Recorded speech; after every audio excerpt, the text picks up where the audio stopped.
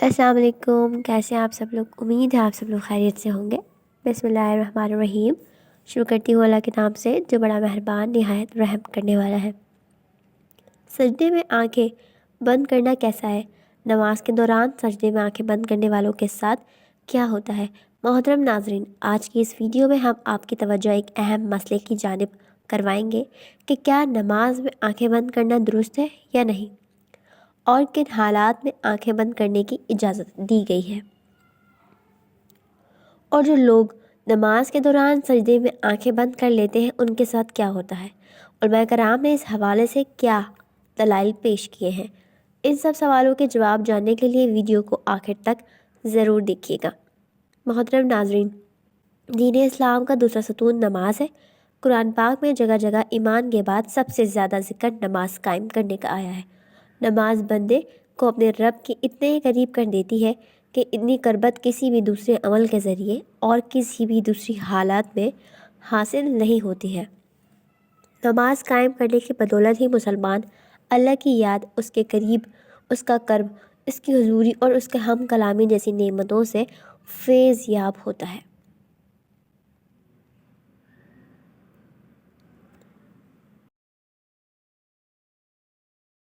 اور سجدہ جو نماز میں کیا جاتا ہے، یہ ایسی حالت ہوتی ہے کہ انسان اپنا ماتھا، اپنی پیشانی جو کہ انسانی جسم کا سب سے معتبر حصہ ہے، اللہ کے حضور میں اپنا ماتھا، اپنی پیشانی زمین پر لگا دیتا ہے۔ اپنی پیشانی کو زمین پر کیوں لگاتا ہے؟ اس لیے کہ وہ ظاہر کرتا ہے کہ میری یہ معتبر پیشانی اللہ کے حکم کے آگے زیر ہو چکی ہے۔ یہ میرے رب کا حکم تھا، اپنی پیشانی کو سجدے میں زمین پر لگاؤ، تو میں نے لگا دی۔ یا اللہ، میں نے تیرے حکم کی تعمیل کی ہے، میں اکڑا نہیں، میں اترایا نہیں، میں نے اپنے جسم کا سب سے معتبر حصہ تیرے حکم کی خاطر جھکا دیا ہے۔ یہی وجہ ہے کہ سجدہ انسان کو اللہ کے مقرب بنا دیتا ہے، اللہ کی قربت حاصل ہو جاتی ہے۔ سجدے کرنے والے انسان اللہ کا پسندیدہ انسان بن جاتا ہے، مقرب بن جاتا ہے۔ کیا دین کی روح اور بندگی کی معراج ان چیزوں کے سوا اور بھی کچھ ہو سکتی ہے؟ ظاہر ہے کہ نہیں ہو سکتی۔ ایمان کی جڑوں کو نمی اور تازگی صرف اللہ تعالیٰ کی یاد سے ہی ملتی ہے۔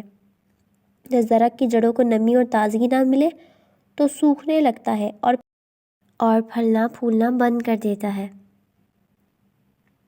اس لیے جس شخص کا دل اللہ تعالیٰ کی یاد سے غافل ہو، اس کا ایمان مرجھا جاتا ہے۔ نیک اور سالن شخص صرف وہی ہو سکتا ہے جس کے اندر ایمان کی تازگی موجود ہو، اور ایمان اس کا تازہ ہو سکتا ہے جس کے دل میں اللہ تعالیٰ کی یاد گھر کر گئی ہو۔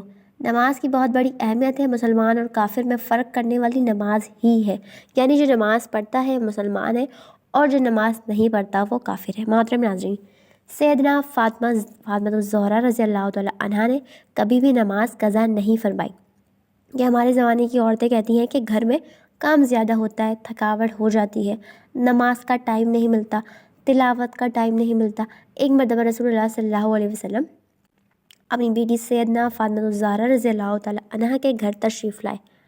فاطمہ الزہرا رضی اللہ تعالیٰ عنہا نماز پڑھ رہی تھی، کھڑی ہونے لگی نماز کے لیے تو دھڑم سے نیچے گر پڑی، پھر کھڑی ہونے لگی، پھر گر پڑی، پھر کھڑی ہوئی اور پھر گر پڑی، 5 مرتبہ گری۔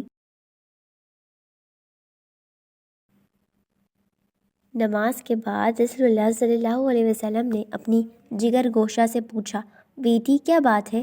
عرض کیا، یا رسول اللہ صلی اللہ علیہ وسلم، آپ کی بیٹی کا 5 دن سے فاقہ ہے۔ سیدنا فاطمہ الزہرا رضی اللہ تعالیٰ عنہا جو جنت کی ساری عورتوں کی سردار ہے، ان کا یہ حال ہے۔ اپنی بیٹیوں بہنوں کو حضرت فاطمہ الزہرا، حضرت زینب رضی اللہ تعالیٰ عنہا کے قصے سنایا کرو تاکہ ان کا نماز پر یقین پیدا ہو اور ان کا ایمان تازہ ہو۔ ذرا غور سے سننا اور یاد رکھنا کہ مسجدوں میں جو لاؤڈ اسپیکر لگے ہوئے ہیں یہ ہمیں پکڑوائیں گے۔ قیامت کے دن ان کی وجہ سے بڑی پکڑ ہوگی، انسان کا بڑا نقصان ہوگا۔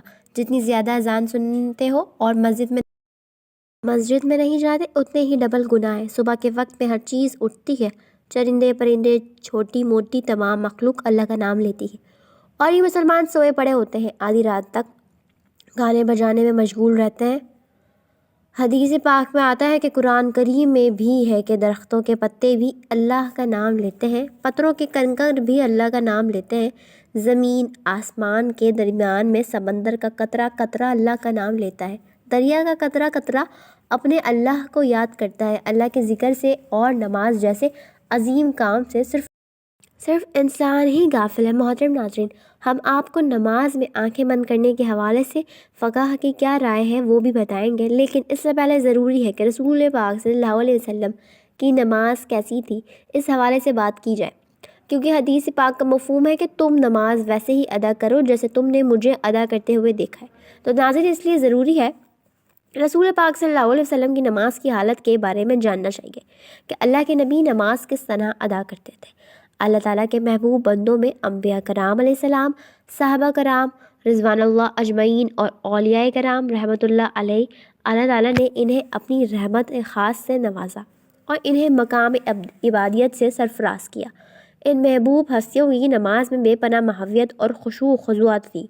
رسول اللہ صلی اللہ علیہ وسلم اعلان نبوت سے پہلے بھی غار حرا میں کافی عرصہ عبادت الہی میں مصروف رہے، مگر جب آپ صلی اللہ علیہ وسلم نے اعلان نبوت فرمایا تو آپ صلی اللہ علیہ وسلم کو نماز کا حکم ملا اور آپ صلی اللہ علیہ وسلم اس پر کاربند ہوئے۔ ابتدا میں آپ چھپ کر نماز ادا کیا کرتے تھے۔ رسول اللہ صلی اللہ علیہ وسلم کی نماز مثالی ہے۔ آپ کی نماز میں حد درجہ کی مثال تھی، گویا کہ آپ کی نماز کامل تھی۔ آپ صلی اللہ علیہ وسلم نفلی نمازوں میں بھی خشیت الہی سے عشق بار ہو جاتے تھے اور اللہ تعالیٰ کی طرف اتنی لگن اور محبت سے متوجہ ہوتے کہ دنیا کے ہر خیال سے بے نیاز اور بارگاہ رب العزت کے بالکل قریب ہو جاتے۔ اللہ تعالیٰ کے حضور آپ صلی اللہ علیہ وسلم جیسی کامل اور مقبول نماز نہ کوئی پڑھ سکا اور نہ کوئی پڑھ سکے گا۔ آپ تہجد پڑھا کرتے تھے اور شروع میں آپ صلی اللہ علیہ وسلم پر نماز تہجد فرض تھی۔ اس کے کچھ عرصے کے بعد صبح و شام آپ صلی اللہ علیہ وسلم نے 2 رکعتیں پڑھنا شروع کر دی۔ اس کا ذکر قرآن پاک میں یوں ہوا ہے کہ صبح و شام اپنے پروردگار کا نام یاد کیا کرو اور رات کے وقت دیر تک اس کو سجدہ کیا کرو، اس کی تسبیح کیا کرو۔ مفسرین کا کہنا ہے کہ رات کو اٹھ کر دیر تک نماز پڑھنے کا حکم 1 سال تک باقی رہا۔ اس کے بعد رات کی نماز فرض کے بجائے نفل ہو گئی۔ تہجد کی نفل ہو جانے کے بعد بھی رسول اللہ صلی اللہ علیہ وسلم شب میں کثرت سے نماز پڑھا کرتے تھے اور بڑی قرات کیا کرتے تھے۔ بعد میں جب 5 نمازیں باجماعت فرض ہو گئیں تو آپ صلی اللہ علیہ وسلم نے آخری دم تک اس فریضے کو بڑے احسان طریقے سے سر انجام دیا۔ آپ صلی اللہ علیہ وسلم کی نماز میں اتنی عاجزی اور خشوع و خضوع ہوتا کہ اس کی مثال نہیں ملتی۔ بخاری شریف میں ہے کہ ایک بار ایک شخص نے ام المومنین حضرت عائشہ صدیقہ رضی اللہ تعالی عنہا سے درخواست کی کہ حضرت محمد مصطفیٰ صلی اللہ علیہ وسلم کی کوئی عجیب بات جو آپ نے دیکھی ہو بیان کیجیے۔ حضرت عائشہ صدیقہ رضی اللہ تعالی عنہ نے فرمایا کہ رسول اللہ صلی اللہ علیہ وسلم کی کون سی بات عجیب نہ تھی، سبھی باتیں عجیب تھیں۔ چنانچہ ایک شب کا واقعہ ہے کہ رسول اللہ صلی اللہ علیہ وسلم میرے پاس تشریف لائے اور لیٹ گئے، پھر فرمایا مجھے چھوڑ دو، میں اپنے رب کی عبادت کروں گا۔ یہ فرما کر نماز کے لیے کھڑے ہو گئے اور رونا شروع کر دیا، یہاں تک کہ آنسو بہہ کر سینہ مبارک تک آ گئے۔ پھر رکوع کیا اور رکوع میں بھی اس طرح روتے رہے، پھر سجدے میں اسی طرح روتے رہے۔ اس کے بعد سجدے میں سر اٹھایا تو اس وقت بھی روتے رہے، یہاں تک کہ حضرت بلال رضی اللہ تعالی عنہ نے آ کر فجر کی نماز کے لیے آواز دی۔ میں نے عرض کیا، یا رسول اللہ صلی اللہ علیہ وسلم، آپ اس قدر روتے ہیں حالانکہ آپ معصوم ہیں۔ رسول اللہ صلی اللہ علیہ وسلم نے فرمایا، تو کیا میں شکر گزار بندہ نہ بنوں اپنے خدا کا؟ محترم ناظرین، آپ صلی اللہ علیہ وسلم نے نماز کے لیے بہت سی تکلیف بھی برداشت کی۔ بخاری شریف میں ہے کہ ایک دن آپ صلی اللہ علیہ وسلم حرم شریف میں نماز پڑھ رہے تھے اور قریش بیٹھے مذاق کر رہے تھے۔ ابو جہل نے کہا کہ کاش اس وقت کوئی جاتا اور اونٹ کی اوجڑی نجاست سمیت اٹھا لاتا اور محمد صلی اللہ علیہ وسلم جب سجدے میں جاتے تو وہ ان کی گردن پر ڈال دیتا۔ چنانچہ عقبہ نے ابو جہل کی خواہش کے مطابق ایک بڑے اونٹ کی اوجڑی لا کر آپ صلی اللہ علیہ وسلم پر ڈال دی اور آپ کو سخت تکلیف اٹھانی پڑی۔ مسلم شریف میں حضرت حذیفہ رضی اللہ تعالی عنہ سے مروی ہے کہ ایک رات مجھ کو رسول اللہ صلی اللہ علیہ وسلم کے ساتھ نماز پڑھنے کا اتفاق ہوا۔ رسول اللہ صلی اللہ علیہ وسلم نے سورہ بقرہ شروع کی، میں نے سمجھا آپ 100 آیتیں تک پڑھیں گے، لیکن جب آپ اس کو پڑھ کے آگے بڑھے تو میں نے دل میں کہا کہ شاید آپ پوری سورت ایک ہی رکعت میں ختم کرنا چاہتے ہیں۔ چنانچہ آپ نے سورت کو ختم کیا تو میں نے خیال کیا کہ اب آپ رکوع کریں گے، لیکن آپ صلی اللہ علیہ وسلم نے فوراً سورت عمران شروع کر دی اور وہ بھی ختم ہو گئی تو سورت النساء شروع کر دی۔ رسول اللہ صلی اللہ علیہ وسلم بہت ٹھہر ٹھہر کر نہایت سکون اور اطمینان سے قرأت فرمایا کرتے تھے اور ہر آیت کے مضمون کے مطابق درمیان میں تسبیح اور دعا کرتے جاتے تھے۔ اس کے بعد رسول اللہ صلی اللہ علیہ وسلم نے رکوع کیا، رکوع میں بھی قیام کے برابر توقع فرمایا، پھر کھڑے ہوئے اور اتنی ہی دیر کھڑے رہے کہ پھر سجدہ کیا اور سجدے میں بھی اس قدر دیر فرمائی۔ حضرت عوف رضی اللہ تعالیٰ عنہ کہتے ہیں کہ ایک رات میں رسول اللہ صلی اللہ علیہ وسلم کے ساتھ تھا۔ رسول اللہ صلی اللہ علیہ وسلم نے مسواک کیا، وضو فرمایا اور نماز کے لیے کھڑے ہو گئے۔ میں بھی رسول اللہ صلی اللہ علیہ وآلہ وسلم کے ساتھ نماز میں شریک ہوا۔ رسول اللہ صلی اللہ علیہ وسلم نے ایک رکعت میں پوری سورہ بقرہ پڑھی، جہاں رحمت کی آیت آتی ٹھہر جاتے اور دیر تک رحمت کی دعا مانگتے رہتے۔ سورت کے آخر میں رکوع کیا اور اتنی دیر تک رکوع میں رہے کہ جتنی دیر تک سورہ بقرہ کی قرأت میں لگی تھی۔ رکوع کے بعد اتنے ہی طویل سجدہ کیا۔ دوسری رکعت میں سورہ عمران پڑھی۔ اس طرح ہر رکعت میں پوری ایک سورت پڑھتے رہتے۔ تو محترم ناظرین، رسول اللہ صلی اللہ علیہ وسلم نے اس طرح سے نماز پڑھا کرتے تھے کہ کیا ہم نے کبھی غور کیا ہے کہ ہم کس طرح سے نماز ادا کرتے ہیں؟ کیا ہماری نماز میں کوئی ایک سورت مکمل پڑھی جاتی ہے؟ نہیں۔ اپنے گربان میں جھانک کر دیکھیں، پھر آپ کو پتہ چلے گا کہ امت محمدی میں پیدا ہونا خوش قسمتی ہے تو ہے، لیکن کیا ہم نے ان کے طور طریقوں کو فالو کیا؟ کیا ہم نے ان کی حدیث کو فالو کیا؟ نہیں۔ تو ناظرین، آپ بات کرتے ہیں کہ کیا نماز میں آنکھیں بند کر کر نماز پڑھنا صحیح ہے یا پھر نہیں؟ اس حوالے سے فقہ نے کہا کہ اہل علم متفقہ طور پر نماز میں بلا ضرورت آنکھیں بند کرنے کو مکروہ کہتے ہیں۔ چنانچہ الروز مؤلف نے صراحت کے ساتھ یہ لکھا ہے کہ یہ یہودیوں کا عمل ہے۔ اسی طرح تحفۃ الملوک کے مؤلف نے بھی اسی کے مکروہ ہونے کی صراحت کی ہے، لیکن انہوں نے کسی قسم کی ضرورت ہونے یا نہ ہونے ذکر نہیں کیا۔ اور کسانی رحمۃ اللہ علیہ کہتے ہیں کہ مکروہ وہ ہے کیوں نہ یہ سنت سے متصادم ہے، کیونکہ نماز کی حالت میں سجدے کی جگہ پر دیکھنا شرعی عمل ہے۔ نیز یہ بھی کہ ہر عضو کی عبادت میں حصہ ہے، چنانچہ اس طرح آنکھوں کی بھی عبادت میں حصہ ہے۔ مرادی الفلاح کے مؤلف نے نماز کے دوران آنکھیں بند کرنے کو مکروہ وہ کہا ہے، تاہم کئی مصلحت کے تقاضا ہو تو جائز ہے، بلکہ انہوں نے یہ بھی کہا ہے کہ بسا اوقات آنکھیں بند کرنا آنکھیں کھلی رکھنے سے بہتر ہوگا۔ امام عاص بن عبدالسلام رحمۃ اللہ علیہ نے اپنے فتوے میں ضرورت کے وقت آنکھیں بند کرنے کی اجازت دی ہے۔ اگر اسے نماز میں خشوع زیادہ پیدا ہونے کا امکان ہو تو آنکھیں بند کی جا سکتی ہیں۔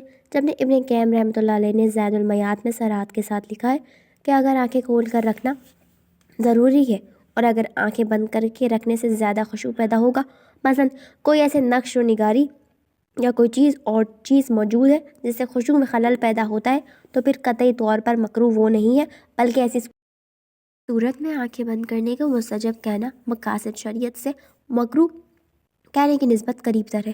واللہ اعلم۔ تو ناظرین، فقہ کے فرمان کے مطابق ہم نے دیکھا کہ کیا نماز کے دوران آنکھیں بند کی جا سکتی ہیں یا نہیں۔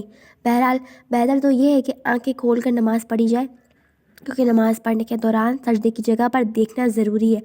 سو ناظرین، آخر میں اللہ سے دعا ہے کہ اللہ تعالیٰ ہمیں دین کی صحیح سمجھ بوجھ عطا فرمائے، ہماری نمازوں میں خشوع پیدا فرمائے، اور جس طرح سے رسول اللہ صلی اللہ علیہ وسلم نے زندگی گزاری انہی کے نقش و قدم پر چلنے کی توفیق عطا فرمائے، ہم رسول اللہ صلی اللہ علیہ وسلم کی سنتوں پر عمل کر سکیں اور ان پر عمل کرنے والے بن جائیں،